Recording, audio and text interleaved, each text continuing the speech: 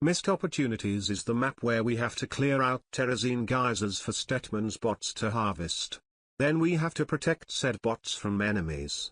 If we lose more than one bot on brutal difficulty, we lose the game. Missiles fly in from the edges of the map and target your buildings if you don't shoot them down. A Purifier Beam chases your forces and damages them. Amon steals your buildings if he destroys them. Han and Horner, what do you think?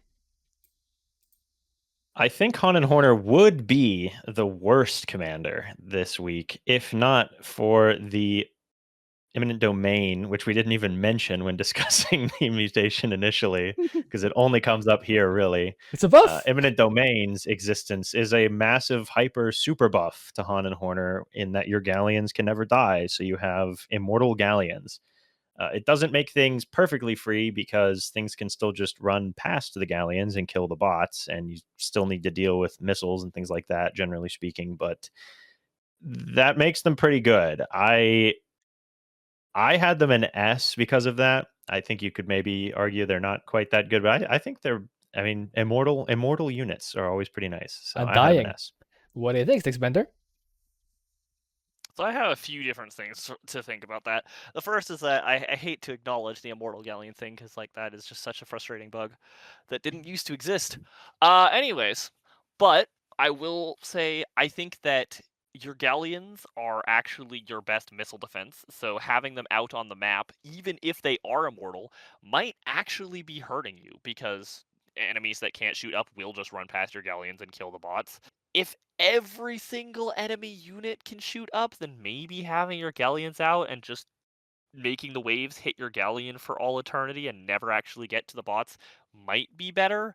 But I think in general, you're best off keeping your galleons at home shooting the missiles, at which point the fact that they're invulnerable does literally nothing.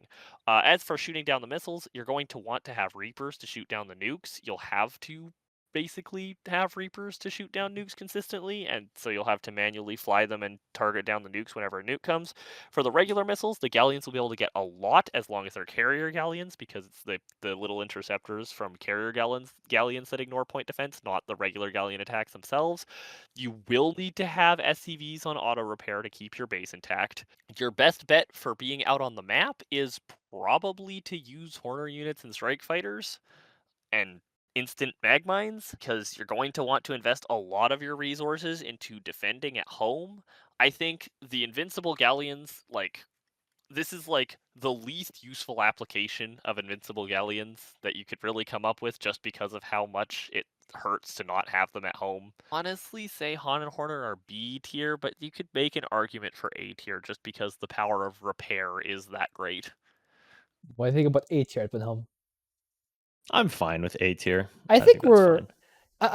I do get where you're coming from, Sticksbender. You do have to invest a lot in shooting down the missiles if you want to shoot down the missiles, but why not just get more SCVs to repair? I mean, isn't mass repair even more viable than just shooting down the missiles?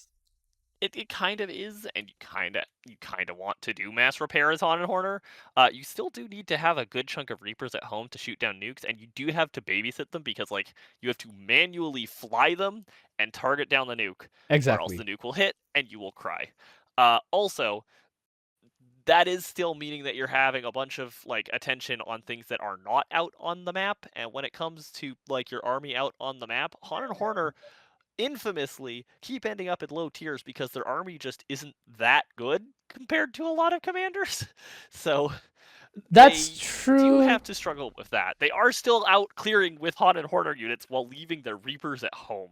That's true that among the commander strengths in mutations, Han and Horror generally rank low, but let's have a revisit on what mutations are actually in the game. There's not just Die, there's not Avenger, there's not Barrier, there's not Polarity. Han and Horner is basically going up against a regular brutal enemy comps wise. I don't think they're They are.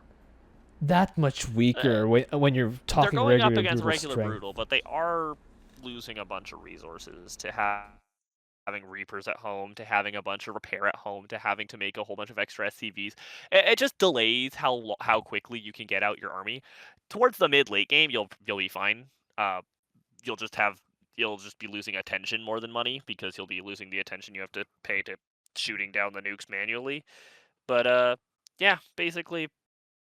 If I could eh, say, if you're making like, so you're clearing, you're getting to the point where you have to defend, which maybe if you're arguing it's more about clearing, then that's one thing. But like, once you get to the point where you're defending, you can just have galleons at each of the areas where things are going to spawn, and then a certain amount of units are just going to sit there distracted by the galleons, and other ones are going to come through to where you have your army sitting behind that then only has to deal with half a wave or a quarter of a wave or whatever the case may be.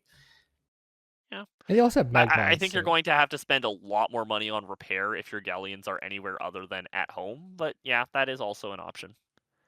Also, you did bring up a very good point that you have to fly home and you have to shoot down the nuke missiles. But realistically, nuke missiles start arriving at 15 minutes, so you have plenty of runway to get your Yeah. base set up and This is your true as army well. set up. And realistically, you have like what, 3 angles until up to the 4th set. There's like 3 maximum angles you really have to have galleons covering. So you could still have a galleon at each base. That's true. You could still have a galleon in each base. This is true. If you really want to abuse the invincible galleons, yeah, the invincible galleons can actually be reasonably helpful in that front. And then the last thing on that would be that not an F2 friendly commander, but like, we don't really care about that much. That's true. Not yeah. an F2 friendly commander. So where are Very not. we gonna end up? A tier? A tier, I think, yeah. I think A tier works, yeah. Alright. So A tier for Hot and Horner, prestige wise. Still first one, right? Definitely would recommend the first one. Yeah, just Yeah. because the first one is the only one where your mag mines will be even be moderately useful, because they just go Yeah. after the missiles and they never connect on anything. If you're And they not, get shot down by point defense if there happens to be one in the area, so it's better if there isn't one in the area and you're able to react to that by dropping mag mines instead of trying to drop them and there was point defense missiles. yeah, basically you just drop your point. Well, and your other options are lose 3 of your 5 invincible guys or go P3, which is a mistake always anyways. So yeah, Oh, P1's yeah. kinda just Well, what's no, left, P3 is actually very good in a lot of mutations, just not this one.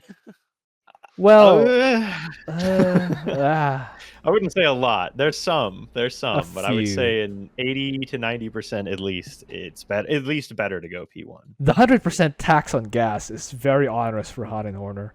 You can get 10 It is, air yeah. strikers at half the cost. But regardless of that, in this mutation, it's a no-go. And Yes. P2, It's like I said, not- you lose not a 3 of your 55. 5 invincible guys. So it's kind of just Exactly. P1 is what you've got at the end of all that. So So it's a pretty and you're not unanimous building first corner prestige. units really, so Oh. you don't care about the increased cost.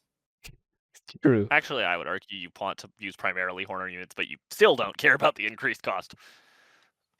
Would Horner units be more susceptible to getting their attacks point defense droned rather than, for example, Helions, Reapers, Hellbutts? They're much less susceptible to dying, you see, and your galleons are going to be either in the middle of a ball of enemies that are shooting galleons, which is bad, or in your base, which is far away.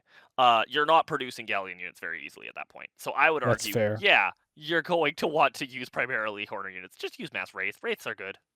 That's fair. All right, rates it is. So Hot and Horner, A tier, first prestige, but rates somehow. I would argue still have Hellbutts, right? Just in case you get I don't know, like Zerglings. The you tank, only probably, have yeah. your guys sitting forward when you're actively defending the bots, which is not that much of the game, Like Yeah. you have You'll want plenty of time to build Hellbats. more units or Han units. You could do both for sure, though.